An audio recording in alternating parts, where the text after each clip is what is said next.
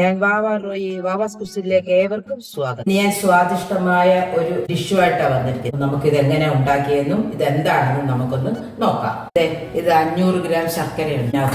ഒരു ഗ്ലാസ് വെള്ളവും കൂടെ ഒഴിച്ച് ഇതൊന്ന് പാനിയാക്കി. ഇതിനൊരു കപ്പ് പായസം റൈസ്, ചുവന്ന റൈസാണ്. ഇതിനൊരു കപ്പ് എടുത്തിട്ടുണ്ട്. അത് ഈ പാത്രത്തിലോട്ടിട്ട് നമുക്കൊന്ന് കഴുകിയെടുക്കാം.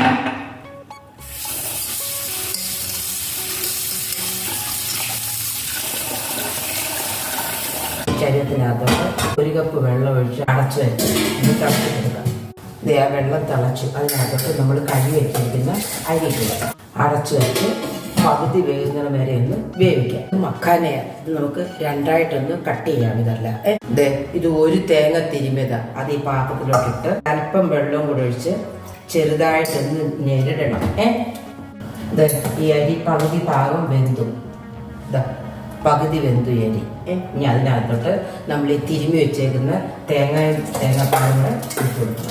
ബാക്കി വേവാനുള്ളത് ഈ തേങ്ങാപ്പാലിനകത്ത് കിടന്ന് ഈ അരി വെന്ത് വരട്ടെ. ഇത് വൃത്തിയായിട്ട് കൂടെ ഇളക്കി അടച്ചു വെച്ച് വേവിച്ചെടുക്കാം. തേങ്ങയും കൂടെ നല്ല വൃത്തിയായിട്ടൊന്ന് പിടിച്ചു കണ്ടിട്ടോ. ഇനി അതിനകത്തോട്ട് നമ്മൾ റെഡിയാക്കി വെച്ചിരിക്കുന്ന ശർക്കരപ്പാനി ഇട്ട് കൊടുക്കാം.